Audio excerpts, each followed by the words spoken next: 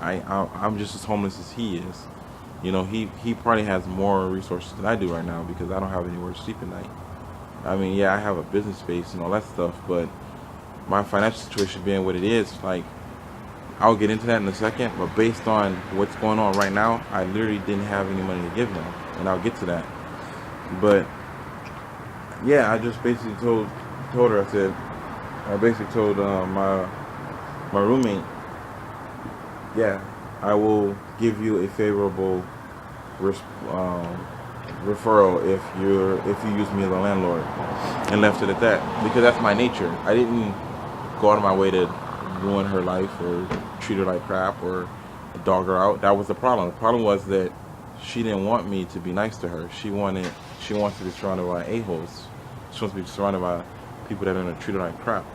And that's the problem that I have in society because I'm not the type of guy that's gonna treat people like crap. I'm not the guy that's gonna go out of my way to make you miserable and make you hate yourself because you need that validation so that you can get into your heaven.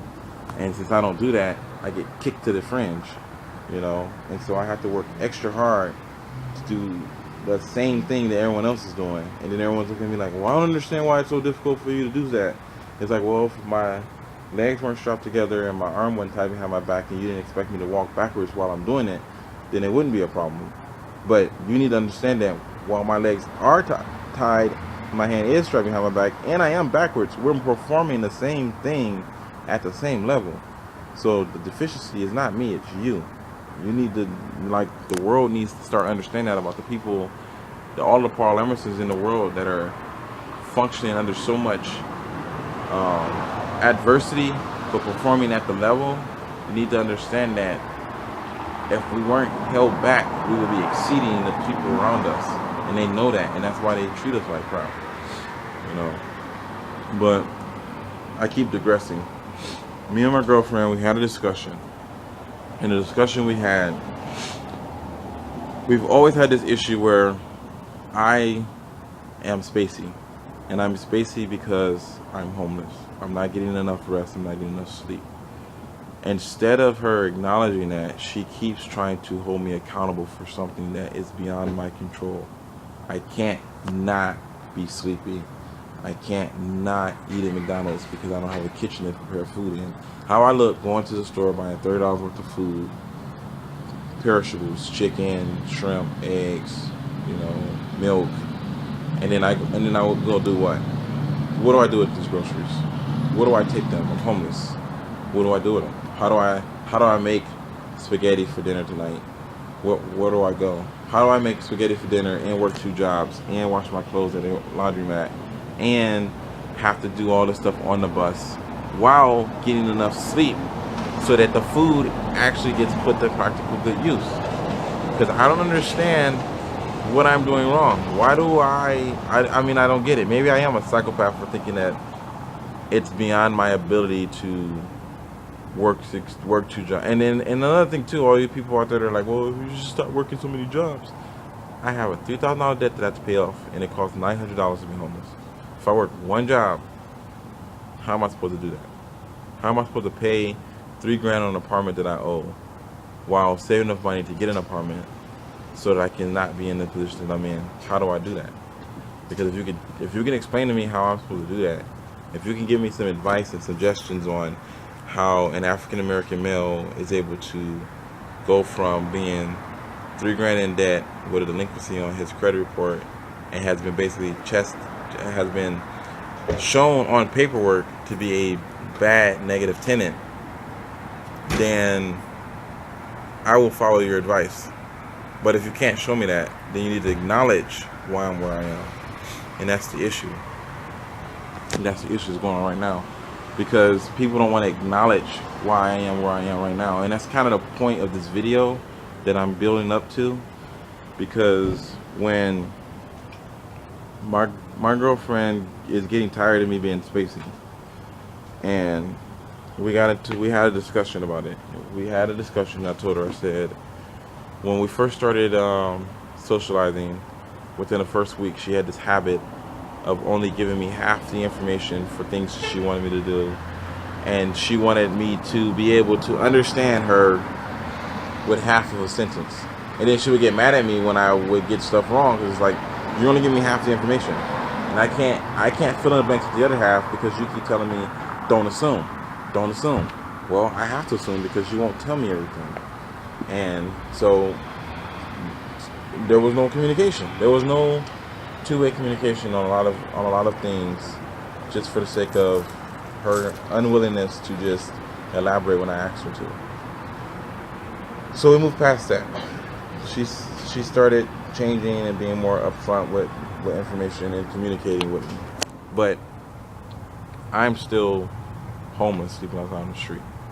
I'm still conducting. I still have the mannerism that goes with being in this condition, not sleeping at night, not eating right. So she's made that change for me, but she hasn't acknowledged where I am, like where I physically am. My physical location is affecting my mental location. So now we move to a place where her mother asked me why I don't eat until I'm full over her house. And we need to be clear on something. You don't go over to someone's house, go in their kitchen, and eat their food until it's gone. No one does that. Nobody on this planet lets people come over to their house and eat all of their food and then leave without compensation. So I explained that when I grew up in a household where I was not allowed to eat. My mother did not allow me to eat. My father raised me to be the opposite, but my mother didn't allow me to eat. So with that understanding, I was able to, now in my future, I only eat however much I want. I'm not greedy. I don't need to gorge, or like, I'm not, my physiology, I'm not an overweight person. I've never have been, because I've always been responsible about my dietary habits. That's why I don't like eating McDonald's every freaking day. I'm not 400 pounds. I'm not a everyday eater of McDonald's. But explaining that, because they don't want to acknowledge the person that I am, they don't see the healthy person in front of them. My girlfriend compliments me on my body all the time, and how good I look, despite all of the junk food that I eat. And she doesn't want to understand that. When I tell her the reason why I eat the way I eat is because of the calorie intake. I need a certain number of calories to be able to sleep at night. I need a certain number of calories to be able to conduct myself normally. She doesn't want to acknowledge that. Her attitude is like, you're just making excuses. When her mother asked me that question, the validation of that was, from my girlfriend, was, you need to not make excuses about the things that happened to you in the past. And that's kind of what this video is about, because I got evicted in December, right? That's the past. I'm still homeless in the present. So when a person walks up to me and says, why are you homeless, Paul? Do I say, oh, well, I was sleeping outside yesterday, and I just haven't decided, or I'm not really in a position yet to stop sleeping outside. So do I just completely forget why I got where I am? Do I just say, oh, well, yeah, I got evicted. I paid these people $9,000 to live in an apartment that was only $675. They took me to court and they got me evicted because I was making partial payments instead of full payments. Is that how it works in the world? Because this is the thing that pissed me off when she said that, and it did piss me off. It pisses me off to be told that. No, that's not what she said. That was the point. What she said to me, we got into this conflict where she called me up and she said, hey, I want you to go to the store, see if they got some shoes, some cheap shoes for $1, because you need a new pair of shoes, because my shoes have a hole in them. And again, she doesn't want to acknowledge the fact that I'm homeless. The reason why I'm walking around in raggedy shoes, I don't know if you can see that because the lighting is pretty bad.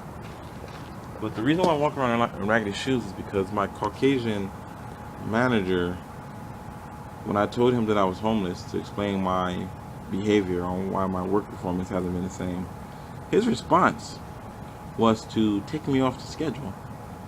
So I'm not gonna get paid Friday. Today is Thursday. Tomorrow I'm not gonna get paid. I have exactly $40 in my pocket.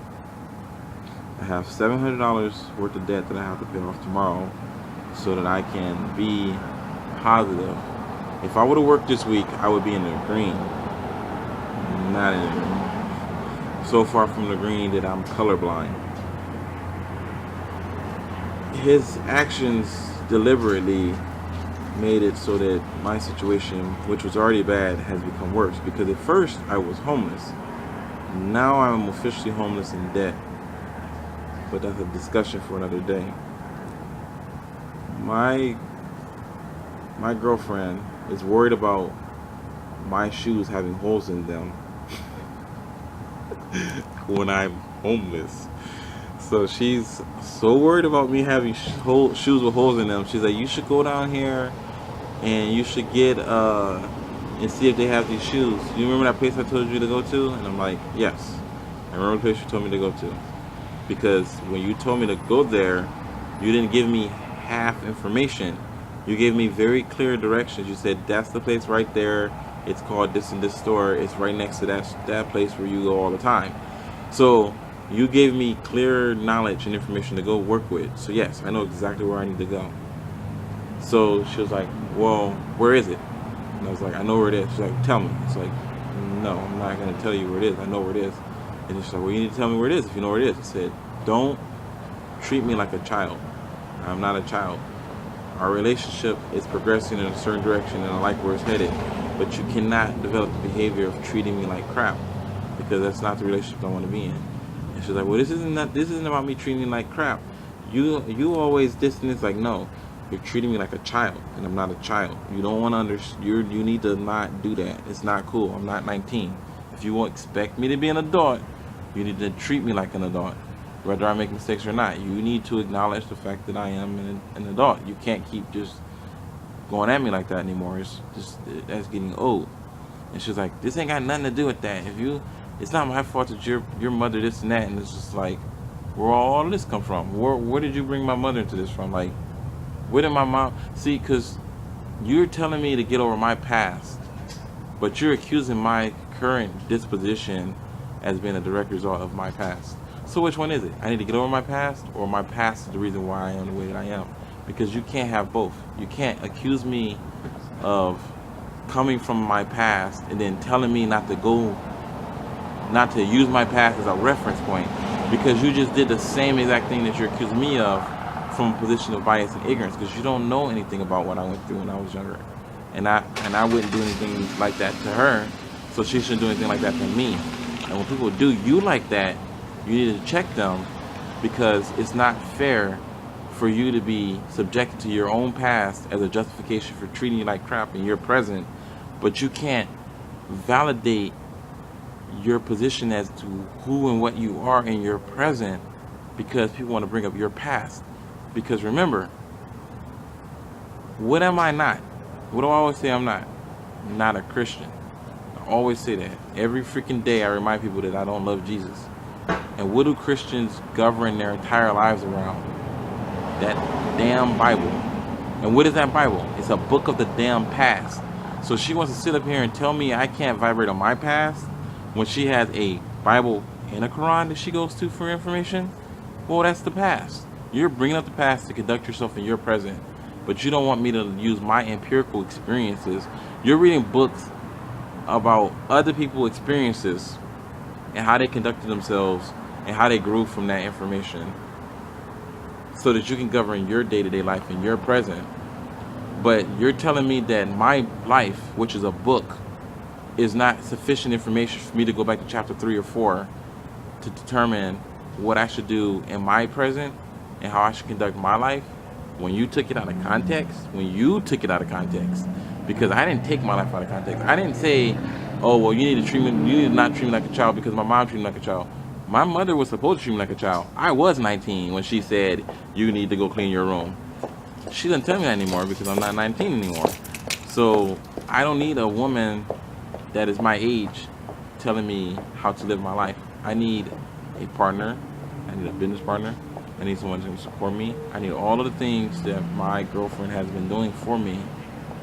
I don't need her to chastise me any more than she needs me to chastise her. And this video isn't my response to her. I'm man enough to go to her and tell her how I feel. This video is my 2 cents, because my 2 cents is what I'm doing. That commercial property that I showed you is what I'm doing.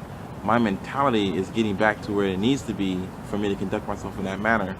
And when she was cutting into me, she was directly cutting into my ability to perform this this whole, I don't even know the words, this whole YouTube business structure thing that I've been putting together and producing. So that's why I'm making this video, because we need to, as far as my 2 cents is concerned, these are the type of issues that I address, and these are the type of issues that I want to continue to address. You know, so I'm gonna go into Starbucks to get some coffee because I'm slowly starting to wake up again, and I guess it's probably because the sun's starting to come out. But yeah, that's pretty much how it works. So be nice to people.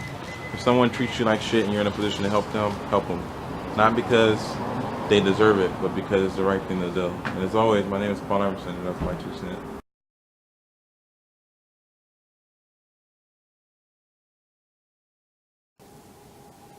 Hello, my name is Paul Emerson, and this is my 2 cents.